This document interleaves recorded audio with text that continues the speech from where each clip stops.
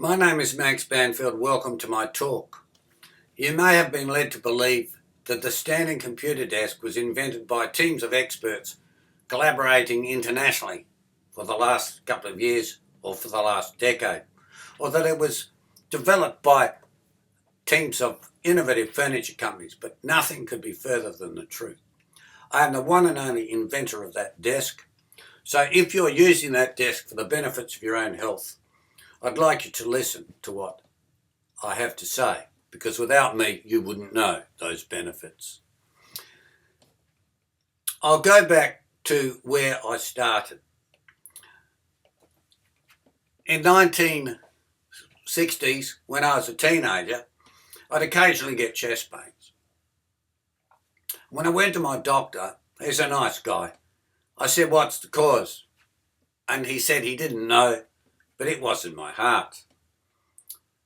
I didn't want to know what it wasn't. I wanted to know what it was, and he couldn't explain it to me. There's nothing on x-rays and blood tests. He sent me to a heart specialist, and the heart specialist, a nice guy in his 50s, he thought he'd convince me there was nothing wrong with my heart. So I said, "Get out of my clinic and don't come back. I've had a look at your medical reports and your cardiograph, and there's nothing wrong with your heart. You're wasting my valuable time. I'm here trying to look after little old ladies who've got serious heart disease. I ain't got time to mess about with you. Get out of here." You probably think I was pretty angry at that type of response, but I just thought he's a really bad actor. He was trying to convince me there was nothing wrong with my heart, and that wasn't the issue. I wanted to know what was causing the pain, and he didn't know, and neither did 9 or 10 million doctors. The world's best researchers didn't know. And nobody in Australia knew, that's for sure. So those pains stopped when I was about 20. I didn't know why at the time then, and neither did any of the doctors. A couple of years later, I started getting abdominal pains and then kidney aches. For example, I'd be sitting at a desk counting coins in the cash controller's office, counting them into piles of 20. That certainly wasn't stressful. That I had suggestions that it was stress that was causing those aches. There's nothing on an x-ray or blood test initially. But with time, kidney stones were detected and dissolved by a drug. A couple of years later, I was starting to get faint and dizzy when sitting at a desk. But my doctor said there's nothing on an x-ray or a blood test. And each time I go to him, and he's a nice guy, I'd ask him what the cause was, and he'd shrug his shoulders like this. And he'd give me a pill. And after a couple of years, I was getting worse and worse, and it came to be predictable. I'd go to the doctor, and I'd think to myself, I've done another x-ray. He'll say he doesn't know by shrugging his shoulders, and he'll give me another pill, and I'll walk into his clinic thinking, I wonder what colour pill he'll give me this time. Because those pills had absolutely no beneficial effect whatsoever. In fact, some harmful toxic effect. I didn't want to study medicine and do research myself because I didn't top the class at school. I didn't get straight A's. I didn't do 6 years of medical school. And I was getting pain sitting at a desk. How could I possibly do it? But as the years went by, I thought, I haven't got any choice. If I don't study this and find the cause, my life is ruined. And I wasn't going to go back to the doctor to watch him shrug his shoulders and give me another pink, yellow, green or purple pill. So I decided to study medicine. And I started by reading a book on the A to Z of health.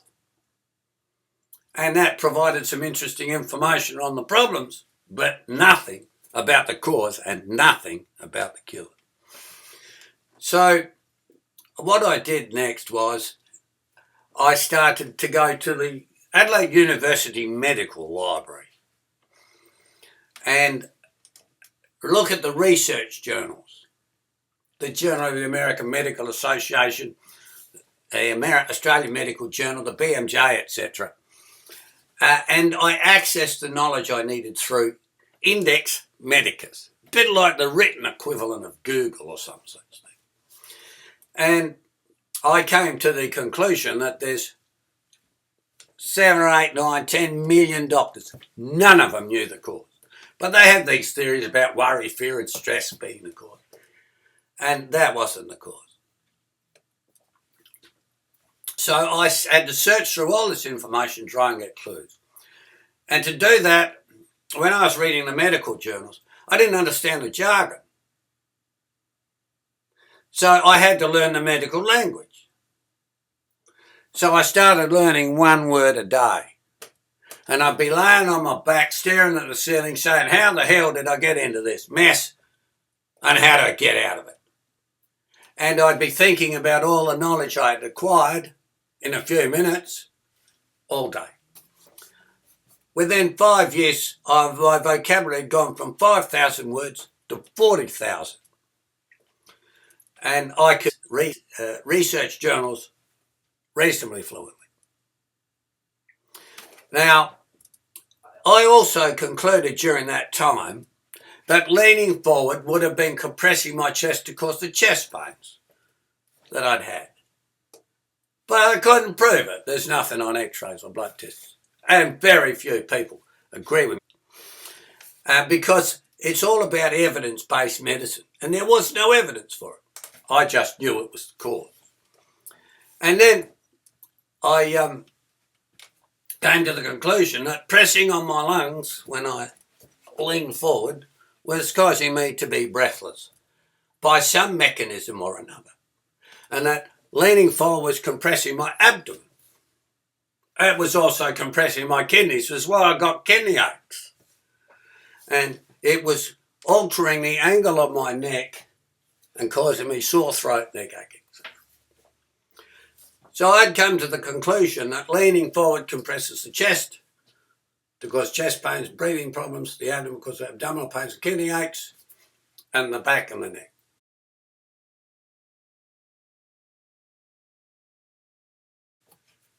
I had proven some things in a logical sense that there was no evidence for it. I've proven that it is possible for there to be a cause of disease, even though it doesn't show up in x-rays. It was said it's impossible for any one problem to cause 50 symptoms. It must be the mind. Well, I established that it's possible for leaning towards the desk to cause those problems. That was published in the Australasian Nurses Journal. Each essay I wrote for them was about 3 pages, and they're extremely painful to produce, and I wrote about one every 6 weeks. 2 weeks of painful writing, 2 weeks recovering, and 2 weeks preparing the next one. And the posture theory is published in 1980 as an essay called The Matter of Framework. The framework of the human body causes a framework of symptoms linked together by a framework of ideas, which is the posture theory. And at that time, by the way, the media didn't want to talk to me because my ideas were too radical and controversial.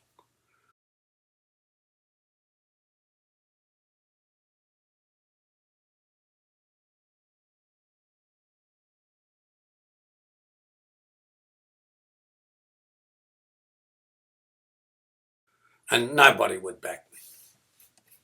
So about 12 years later, I was diagnosed with cancer and given 2 months to live.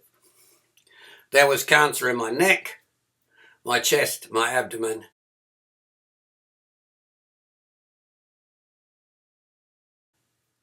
There was cancer in a gland that was surgically removed and examined by a microscope.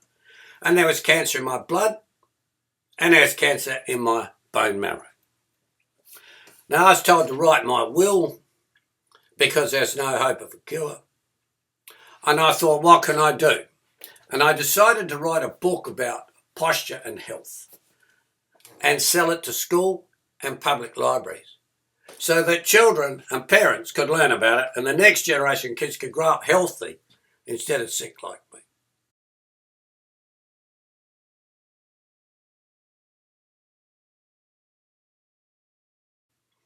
And I also decided I could experiment with the pain because I'm going to be dead soon anyway. I wouldn't have done those experiments under normal circumstances because I didn't want to live with permanent pain that was worse. And I'd started experimenting by doing all sorts of things, including adding a bit of height to the desk by putting benches on top. And about 4 years after that, I couldn't afford to pay the typist. So I bought a typewriter in an auction for $5 and learned to type. And then I couldn't afford to pay the computer guy to add the information to the book. So I purchased a computer for $100 at an auction and learned to use it. And that was an extremely difficult task. And I was writing my book at the rate of one sentence or one paragraph or one diagram a day, until such time as I wrote an essay, and that was extremely difficult, especially editing the book at the end of each year. Now, I was then, in 1997, diagnosed with heart disease, coronary artery disease. Given 2 weeks to live and asked to write my will again. And told I needed bypass surgery. Well, I didn't want to run the risks of surgery, so I read a book by Nathan Pritikin, became a vegetarian and cured it in 6 months. At a time when doctors were saying you can't do that. Well, I did. And then I was told I needed to have cancer surgery urgently on my neck. And that was followed by 6 months of chemotherapy. CHOP chemotherapy. And a lot of nausea and fatigue. And sometime after that, I was typing at the toilet desk and the screen, and I noticed that I was able to type without pain. I thought, you beauty, I'm going to be rich. I've solved a major medical mystery that 10 million doctors couldn't solve. The cause is sitting at a desk and a cure is standing. And if you want to know why no one else figured it out before me, because it's far too complicated. But that's what happened. So I kept it a secret. And a year later published it in the 1999 edition of my book called The Posture Theory.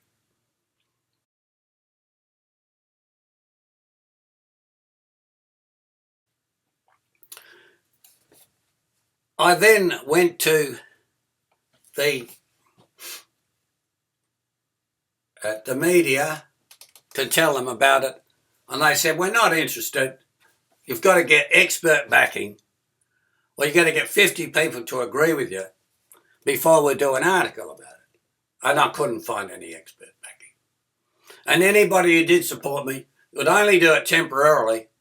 When they go and get tough, they'd run away and cease to back me. And I went to furniture companies. And they said, we don't want to make them. I said, you can make them under license to me, 5% royalty, and that's all I want. And they said, nobody wants them. They want to sit down in a chair and rest. They don't want to stand up all day and wear themselves out. So I couldn't get any of the furniture companies in Adelaide interested. And then I went to a meeting of the skeptics. This is a group of generally well-educated people, university-trained people, business people, who met at the Rob Roy Hotel. And they sat at long tables eating their meals. $20 for the meal. I couldn't afford the meal. I just sat there and listened. The vice president of the skeptics was a psychologist named Laurie Eddy. He did a review of my book on the 8th edition, where I had a standing desk as the first picture. And he said it's totally rejected by modern medical authorities, and there's nobody else writing this subject anywhere in research journal. Therefore, it's wrong, and the psychological theories are correct. It's worry or stress that causes these.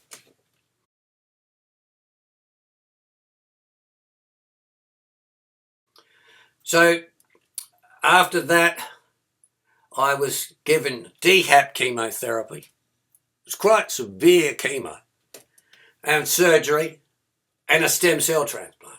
And I was out of action for 6 months with nausea and vomiting. And then 2 years when I couldn't eat properly. Another 2 years when my immune system wasn't functioning properly. Had all sorts of problems. And then I recovered. And I wondered why I hadn't become rich and famous, and why no one was doing anything about this type of research. So nothing happened until I joined Wikipedia in 2007. And the physiotherapy was presented there, and it got a response: delete, delete, speedy delete, delete, speedy delete, speedy delete, delete. This is just one guy's theory. Nobody else agrees with him. And then later, this guy's lazy, stupid, cowardly and mad, according to the theories. Let's nuke this sucker and use the ignore all rules policy to ban him. And they banned me. They whipped up a frenzy of hatred against me and banned me. So then, a couple of years later, I was walking through the Clovercrest shopping centre. And a politician, a former MP, Bob Gregory, who I'd spoken about my theory many years earlier, he said, have you read about your theory in the newspaper? I said, no, nobody's told me anything about it. So I read it. And it says, the latest research shows that sitting is harmful to health. And a panel of international experts has issued the world's first specific guidelines on how long to sit and move and use standing desks throughout the day.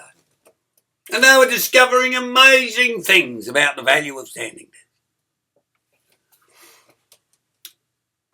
They said sitting all day causes heart disease, cancer and diabetes, and reduced life expectancy, which is what I'd been saying, apart from the diabetes. So I rang the newspapers and I said, you know, this is my research, this is my findings from 1998, 1999. Why don't you do a story about me? Oh, no, we may do something about that later. And they never have. That's a typical answer I get from the media in 1980, 1990, 2000. But they have done a story about this panel of international experts. And without wishing to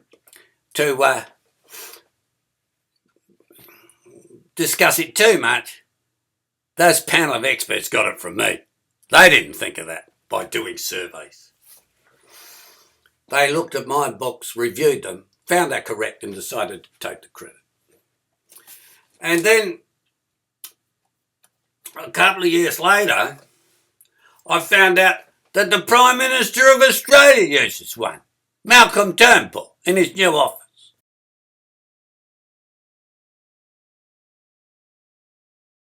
And then President Barack Obama uses one and is recommending them.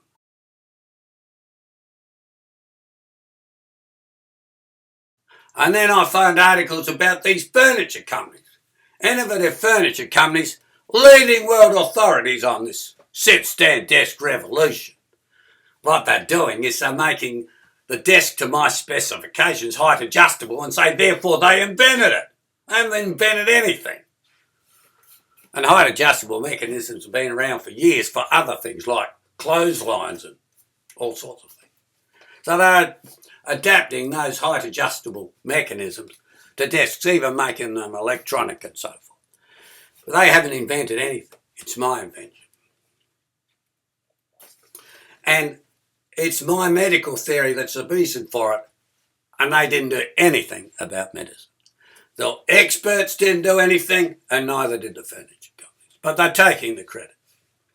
And they're making billions of dollars profit every year by selling them to the top 400 companies on Fortune magazine rich list. And a lot of these companies are making billion-dollar profits every year. The government is reimbursing physios for recommending them. They've passed occupational health and safety laws that say if a desk worker's getting sick because of sitting at a desk, they'll reimburse the company for up to $500 for the cost of the desk, etc. So insurance companies and governments are providing incentive for companies, for doctors and physios to recommend the desks and for the companies to buy them. And nobody mentions my name, and nobody's paying me a cent. And hence, I'm doing this video to make it clear I'm the one and only person who did the research and the one and only person who invented that desk, and I'm the one and only reason that you're using one today. Because up until the time I invented it, nobody recognised its value. Nobody was making them for any significant purpose. There are some people who are trying to avoid the fact that I invented it by saying to Vinci or a few other people used them before. But there's no such thing, a multi-billion-dollar standing desk industry in those days. They didn't happen until after I wrote my theory. So, thank you for listening. I hope I made it clear I'm the one and only inventor of the standing computer desk.